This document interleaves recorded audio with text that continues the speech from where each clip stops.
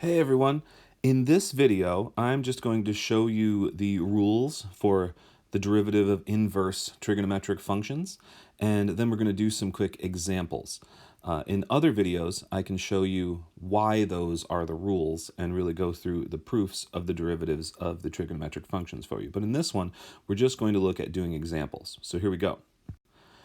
First off, you're going to want to have these rules written down as a reference. So if you have a big list of how derivatives work, that is really helpful as a reference to do. So the first one here is going to be the derivative of the inverse sine function, and that is just going to be 1 divided by the square root of 1 minus x squared. Okay, next we have the derivative of the inverse cosine function, which on the top will be -1, but the bottom will be the same, 1 minus x squared.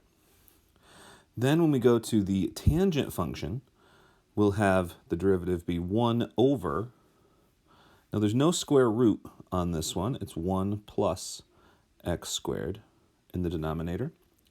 The derivative of the inverse cotangent function will have a -1 on the top, and that same 1 plus x squared down here on the bottom. You're probably noticing a pattern developing here. We have the inverse sine function just had a +1 on top, and the inverse cosine function, the co-function, had a -1 on top.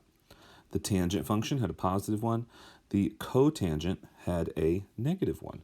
So, and they otherwise have the same denominators. So we're going to have the same situation here for the inverse secant and inverse cosecant, being the co-function.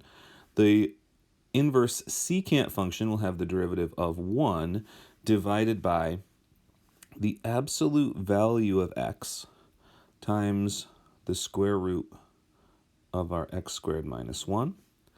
And the inverse cosecant function's derivative, you could probably guess, is going to look exactly the same except be -1 over that same denominator. So again, in this video, I'm not going to prove to you that these are the derivatives. We're just going to look at some quick examples. So here we go.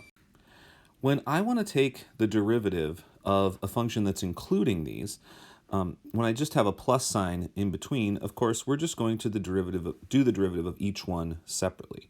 So when you do the derivative of arc sine or inverse sine, remember from the previous page, we get 1 divided by the square root of 1 minus x squared. So you see how it's very important to have that list, because these different derivative rules are so similar that it's very difficult to have them all memorized and keep them straight. Now we want to add to that the derivative of the arc cotangent function, which was -1 over 1 plus x squared.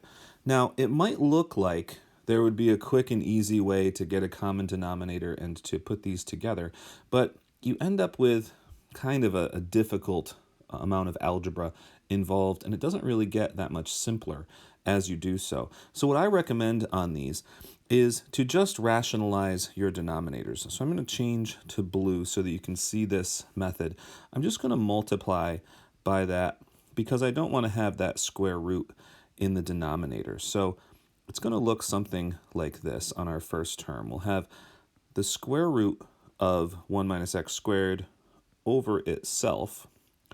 And when I multiply like that, it's going to get rid of that square root in our denominator. But what it will not do is it's not going to get us a common denominator between our two fractions. So we're not really worried about a common denominator on these examples, but we'll just leave this having different denominators and kind of call it a day at the end of that one. Let's look at another example. So in this one, we have a constant multiple out in the front of these. So we want to think about what happens there. Well, when you do the derivative of something like 3x, the derivative would just be 3. But when you do the derivative of 3 times some other function, we're going to get the derivative of the outside. We're sort of using the chain rule here. The derivative of the outside, which was just 3, times the derivative of the inside. Now, the derivative of arc cotangent that we just looked at was negative 1 over 1 plus x squared. And likewise, over here we'll have 6 times the derivative of arc secant, which was 1 over the absolute value of x times the square root of x squared minus 1. So that's really nice. And the only situation really that we have is to rationalize the denominator over here and get to our final answer. So for this first fraction, we just have negative 3 over 1 plus x squared. And for our other fraction, we're going to have plus 6 over the absolute value of x times the square root of x squared minus 1. Now that's what needs to be rationalized. So we'll multiply on the top and on the bottom, and we arrive at our answer. So we'll have two fractions in our answer. They don't have a common denominator, but that's okay. We'll have x squared minus 1 times the absolute value of x as our denominator here, and we'll have 6 times the square root of x squared minus 1 on the top. So there is our derivative. Now let's look at our last example. All right, so this one, in a similar way to what we had before, we can just do the derivative of arctangent, which would be 1 over 1 plus x squared.